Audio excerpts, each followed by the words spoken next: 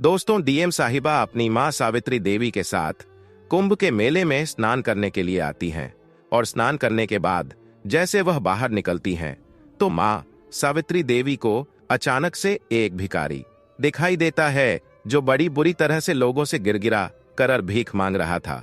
DM साहिबा की मां सावित्री देवी जब उसे गौर से देखती हैं तो देखते उसे पहचान लेती हैं और उसके पास जाकर उसे गौर से देखने लगती हैं, लेकिन वह भिखारी अभी तक डीएम साहिबा की मां को नहीं पहचान पाया था।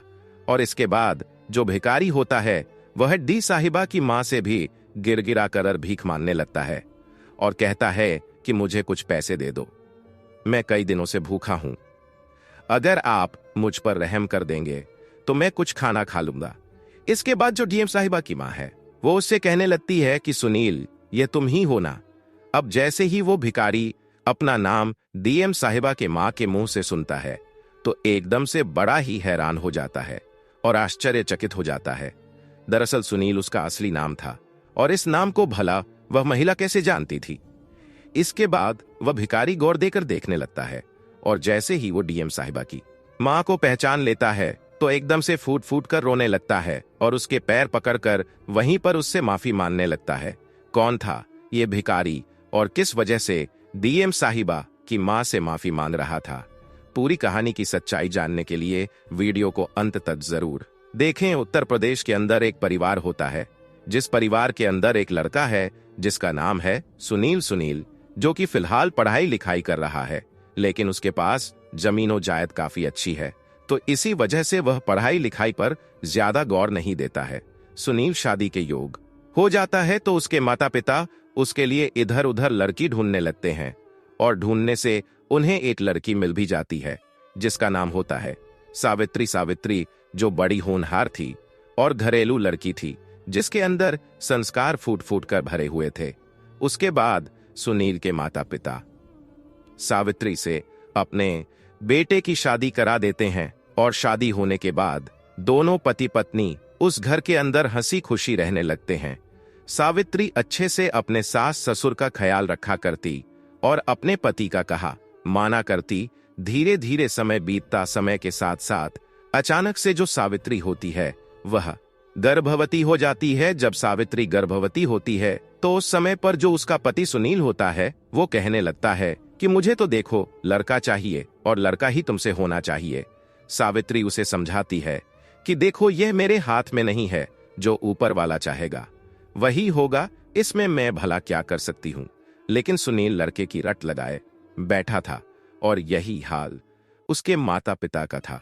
दरअसल वो लोग कुछ पुराने ख्यालात के थे जिसमें लड़की को बोझ माना जाता है और इसी वजह से जो सुनील होता है अपनी पत्नी से बार बार लड़का होने के लिए आग्रह करता है।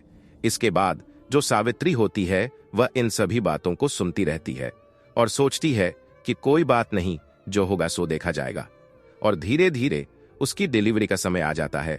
जैसे ही सावित्री की डिलीवरी होती है तो उसने एक बेटी को जन्म दिया था और जैसे ही वो बेटी को जन्म देती है तो उसके बाद से उसके सास ससुर और उसका पति उससे अजीब सी नफरत करने लगते हैं।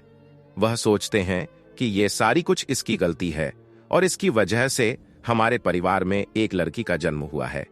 इसके बाद सावित्री उन्हें समझाने की भी कोशिश करती है, लेकिन वो लोग उसकी एक नहीं सुनते हैं और जो सुनील होता है वह सावित्री पर बहुत ज्यादा गुस्सा होने लगता है। बेटी होने के लगभग 2 साल बाद सावित्री फिर से प्रेग्नेंट हो जाती है और इस बार जो उसका पति है वो कहने लगता है कि देखो जो हो गया सो हो गया, लेकिन इस बार बेटा ही होना चाहिए।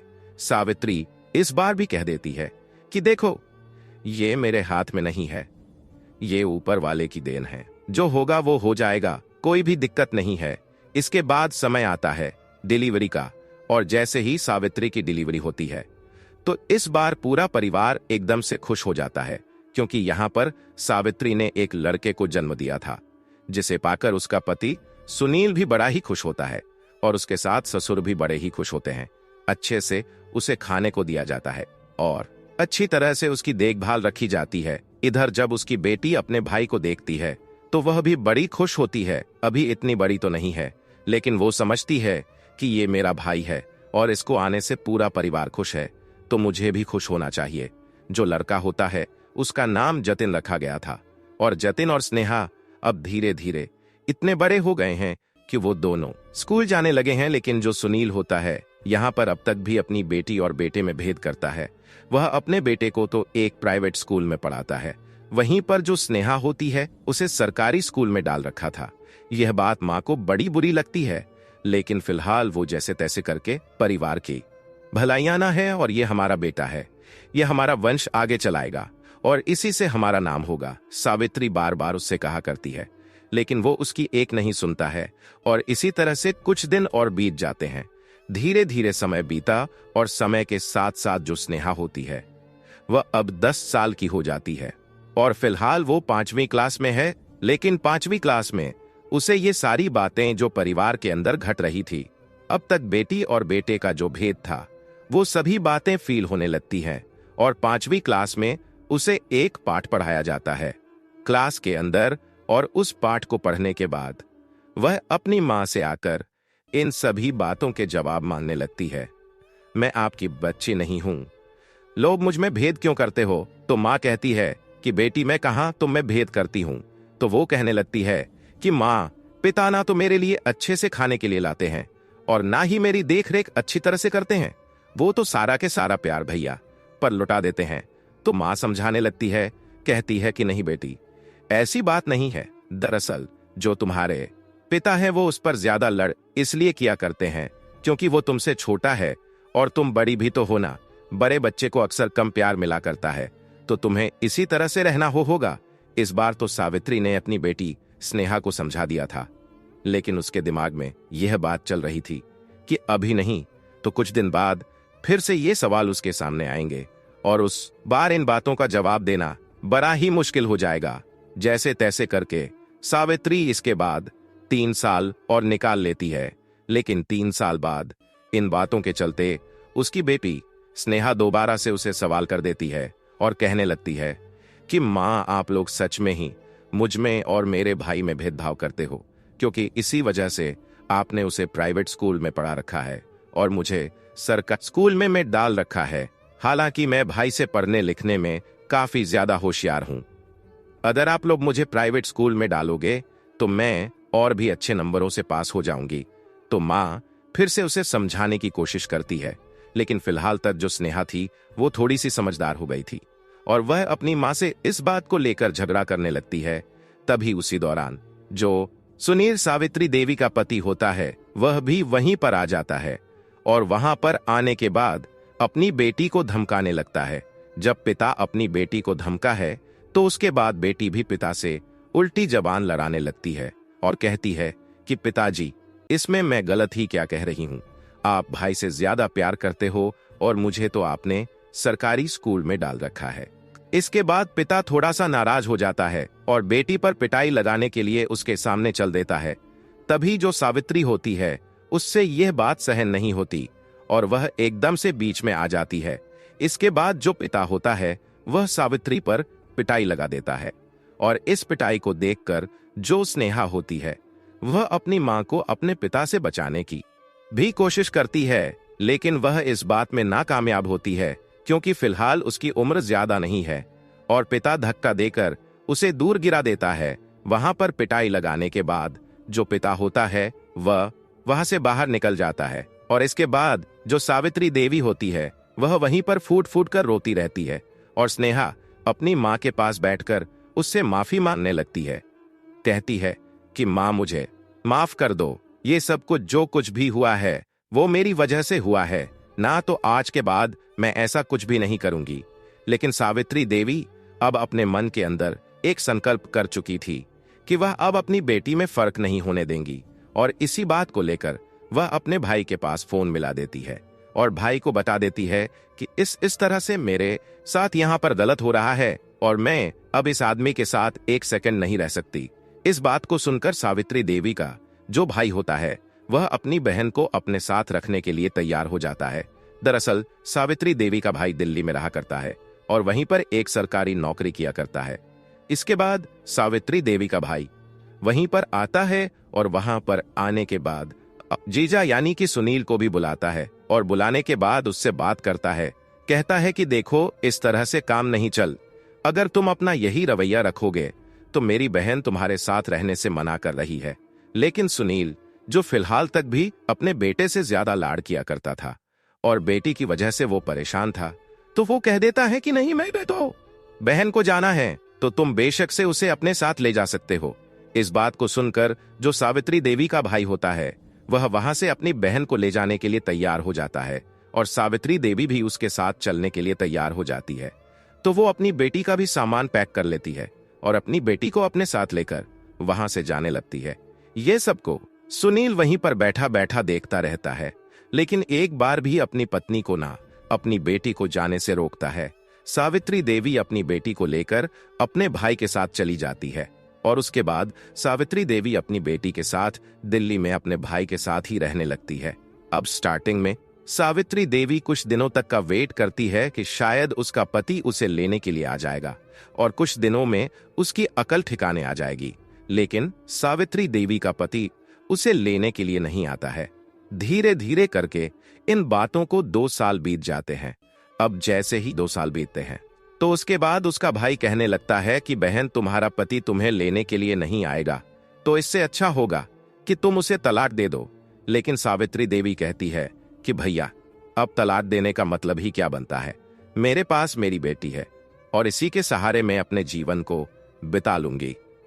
अगर वो लोग अपनी तरफ से तलाक की पहल करते हैं तो उसके बाद मैं जरूर से तलाक दे दूंगी। ऐसा कहकर सावित्री देवी अपने पति से और अपने ससुराल से पूरी तरह से नाता तोड़ लेती है और अपने भाई के वहीं पर ही रहने लगती है।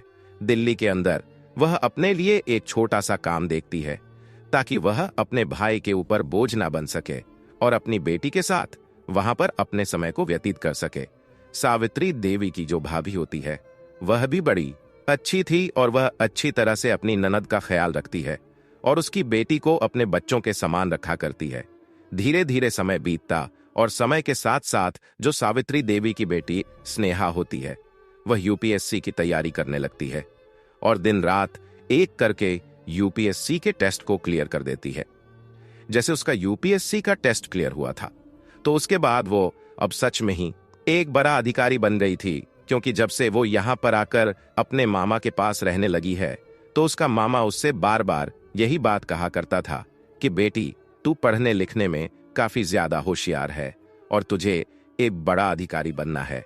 अब जैसे ही वो बड़ा अधिकारी बनती है तो इस बात की सबसे ज्यादा खुशी उसके मामा को होती है और उसकी मां को भी बहुत सारी खुशी हुई थी। इसके बाद जो सावित्री देवी की बेटी होती है वह अपनी ट्रेनिंग को कंप्लीट करती है और ट्रेनिंग को कंप्लीट करने के बाद फिलहाल वो एक जगह पर पोस्टिंग ले लेती है।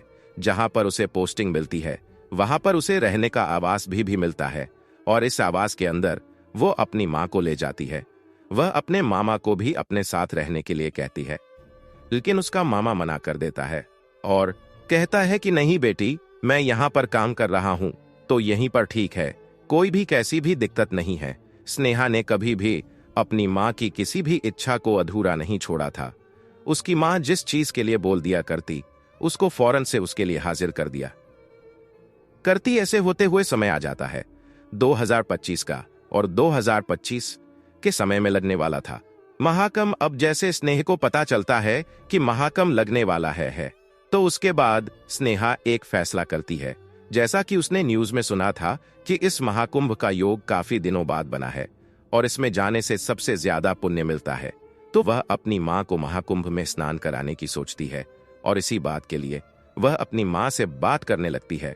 अब मां जैसी महाकुंभ का नाम सुनती है तो वो पहले तो मना करती है, लेकिन बेटी उसे जिद करती है और उसे पूरी महिमा बताती है कि किस किस तरह से यह इतने दिनों बाद कुंभ लगा है और इस कुंभ का योग काफी दिनों में बना है और अच्छा बताया जा रहा है इसको। तो उसके बाद मां भी स्नान के लिए तैयार हो जाती है और दोनों मां बेटी वहां से कुंभ के मेले में स्नान करने के लिए निकल जाते हैं। रास्ते में उन्हें काफी ज्यादा मुसीबतों का सामना करना पड़ता है, क्योंकि कुंभ के मेले में काफी ज्यादा भीड़ है, तो काफी पहले ही गाड़ियों को रोका जा रहा था।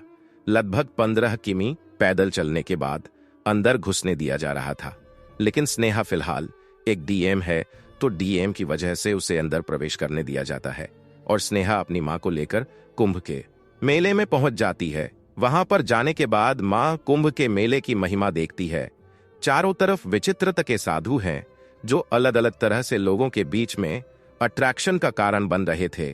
किसी ने तो अपने एक हाथ ऊपर कर रखा है, किसी ने कांटों की सैया बना रखी है, उस पर लेटा हुआ है, तो किसी के सर पर काफी ज्यादा रुद्राक्ष हैं और उन्हें लेकर वो इधर उधर घूम रहा है। इन सभी चीजों को देखने के बाद जो स्नेह की मां होती है वो पूरी तरह से आश्चर्यचकित हो जाती है और धीरे धीरे बढ़ते हुए वो लोग स्नान करने के लिए पहुंच जाते हैं।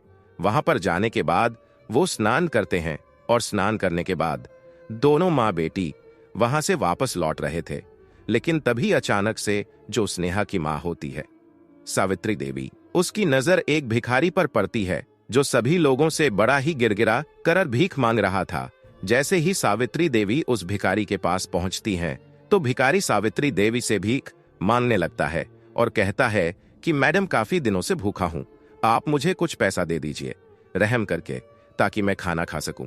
अब इसके बाद सावित्री देवी उससे पैसा तो नहीं देती हैं, लेकिन उसके बाद कहती है कि सुनील तुम यहां पर क्या कर रहे हो। अब जैसे भिखारी सामने वाली महिला के मुंह से अपना नाम सुनता है तो उसके बाद उसकी तरफ गौर से देखने लगता है, क्योंकि अभी तक उसने सावित्री देवी को इतनी अच्छी तरह से नहीं देखा था। और जैसे ही वो उसे गौर से देखता है तो उसके बाद एकदम से उसे पहचान लेता है, जैसे उसने सावित्री देवी को पहचाना था। तो उसकी आंखों से आंसू टपकने लगते हैं और वह एकदम से सावित्री देवी के पैर पकड़कर उससे माफी मांगने लगता है। कहता है कि सावित्री मुझे माफ कर दो, मुझसे बहुत बड़ी गलती हो गई जो मैंने उस टाइम पर तुम्हारी बात नहीं मानी। इस बात को जो स्नेहा होती है वह भी वहीं पर खड़ा होकर देख रही थी और उसे भी पता चल जाता है कि जो सामने भीख मांग रहा है वह और कोई नहीं, उसका वही पिता है जिसने 15 साल पहले माँ बेटी को घर से जाते हुए रोका तक भी नहीं था। इसके बाद जो सावित्री देवी होती है वह इस बात को देखकर हैरान है कि आखिर ये ऐसा क्यों है और क्या परेशानी हो गई इसको। तो इसके बाद वह उससे पूछने लगती है कि सुनील तुम तो अपने बेटे के साथ रहा करते थे ना, फिर ऐसा क्या हो गया जो तुम्हें यहाँ पर भीख मांगनी पड़ रही है, और वैसे भी तुम्हारे पास ढेर सारी जमीन और जात थी। तो जो सुनील होता है जिसका रो रो कर अभी तक बहुत बुरा हाल है, वो अपने आप को चुप कराता है और चुप कराने के बाद कहने लगता है कि सावित्री यह सब कुछ मेरे पापों का फल है जो मुझे मिलना जरूरी था और वह पापों का फल ही मुझे मिला है। इसके बाद जब सावित्री देखती है कि ये अपनी गलतियों का एहसास कर रहा है तो उसके बाद उसे और भी अच्छी तरह से पूछने लगती है कि कौन से पाप और कैसे पाप और कौन सा फल तुम्हें मिल रहा है। तो वह अपनी उसके बाद की कहानी बताने लगता है, जब सुनील ने सावित्री देवी को और उसकी बेटी को घर से जाने से रोका नहीं था और वह अपने बेटे के साथ रहा करता था। दरअसल उसके कुछ दिनों बाद उसके माता पिता की मौत हो जाती है और वह बेटे के साथ अकेला रह गया था। जैसे ही बेटा 18 साल का होता है तो उसी दौरान वह अपने बेटे की शादी करा देता है, और शादी होने के बाद जो बेटा होता है पूरी तरह से अपने पिता का अपमान करने लगता है और उसकी एक भी बात नहीं सुनता है, क्योंकि वह लाड़ चाप से पाल पोस कर बड़ा किया गया था। तो उसे नहीं पता था कि संस्कार क्या होते हैं और पिता का आदर कैसे किया जाता है। इसके बाद सुनील कुछ दिनों तक ये सब कुछ सहन करता है, लेकिन धीरे धीरे उसके बेटे को अपना पिता आंखों देखा नहीं सुहाता है और उसके बाद वह अपने पिता पर पिटाई भी लगाने लगता है। जब उस पर पिटाई लगती है तो उसे वह बातें याद आती हैं जब वह किस तरह से अपनी पत्नी के ऊपर अत्याचार किया करता था, और उन्हीं का फल समझकर वह इन सभी चीजों को सहन करता रहता है। लगभग 3 से 4 महीने लगातार उसको टॉर्चर किया जाता है, और जब यह टॉर्चर उससे सहन नहीं होता है तो एक रात अचानक से वह अपने गांव से गायब हो जाता है। और उसके बाद उसके बेटे को छोड़कर वह इधर उधर भटकने के बाद वह कुछ काम करके अपनी जिंदगी को व्यतीत करना चाहता है। लेकिन जैसे ही वह काम करता है तो एक दिन काम के दौरान अचानक से उसको चोट लग जाती है, और उस चोट के कारण उसका शरीर पूरी तरह से कमजोर हो गया था। अब इसके बाद वह इधर उधर काम ढूंढता है अपने लिए, ऐसा जिससे वो बैठकर आराम से काम कर सके, लेकिन ना तो उसे ऐसा काम करना आया करता है, क्योंकि ज्यादा पढ़ाई लिखाई उसने नहीं की है, नॉर्मल सी पढ़ाई लिखाई की है, और उसके बेस पर उसे काम नहीं मिलता है। तो मजबूरन अब उसे भीख मांगकर अपना गुजारा करना पड़ता है, और इसी तरह से वह गुजारा करता है। तो जो सावित्री होती है वो उससे कहने लगती है कि सुनील, अगर ऐसी बात थी तो तुम्हारे पास तो ढेर सारी जमीनों जायद थी, क्या सारी के सारी तुमने अपने बेटे के नाम कर दी? तो वो कहने लगता है कि हाँ सावित्री, ऐसा हुआ जब उसकी शादी हुई थी तो उसके बाद वो बहुत ही अच्छी तरह से घर के अंदर रहा करता था, लेकिन धीरे धीरे करके उसने बहाना बनाया, और बहाना बनाने के बाद सबसे पहले उसने पूरी जमीन और जायद अपने नाम करवाई, और उसके बाद से मुझसे लड़ाई करने लगा और मेरे साथ मारपीट करने लगा। तो सावित्री कहने लगती है कि अगर कोई ऐसी बात थी तो तुम मुझसे एक बार मिल तो सकते थे। तो वो कहने लगता कि सावित्री, किस मुंह से तुम्हारे पास जाता, क्योंकि तुम्हारे ऊपर मैंने बहुत सारे अत्याचार किए थे और ऊपर से अपनी बेटी के साथ भी भेदभाव किया था।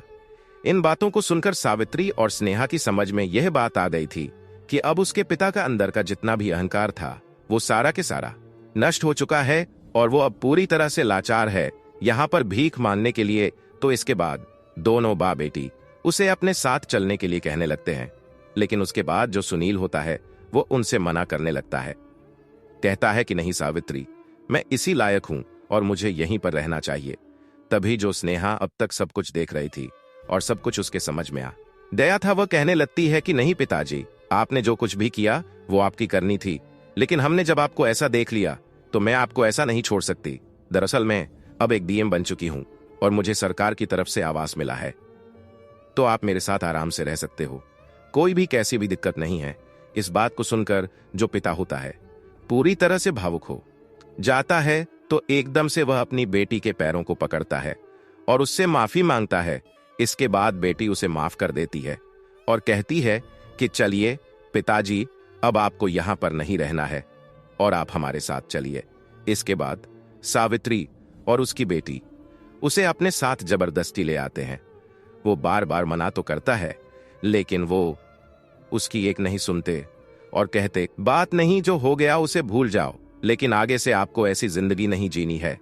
इसके बाद सावित्री और स्नेहा उसे अपने साथ लेकर वहां से उस जगह पर चले जाते हैं जहां पर स्नेहा की ड्यूटी थी, और वहीं पर अपने साथ सावित्री सुनील को भी रखने लगती है। तो दोस्तों, ये थी आज की कहानी। आपको जैसी भी लगी हो कमेंट सेक्शन में बता देना। वीडियो अगर अच्छी लगी तो वीडियो को लाइक और चैनल को सब्सक्राइब जरूर करें, ताकि हमें थोड़ा सा हौसला मिले आप लोगों के लिए ऐसे ही अच्छे अच्छे वीडियो बनाने के लिए। इन कहानियों को सुनाने का उद्देश्य किसी को परेशान करना बिल्कुल भी नहीं है। यह कहानी आपको इसलिए सुनाई जाती है ताकि आप लोग इन कहानियों में से कुछ न कुछ सीख सको और अपने जीवन में उस चीज को अप्लाई कर सको। मिलते हैं। धन्यवाद।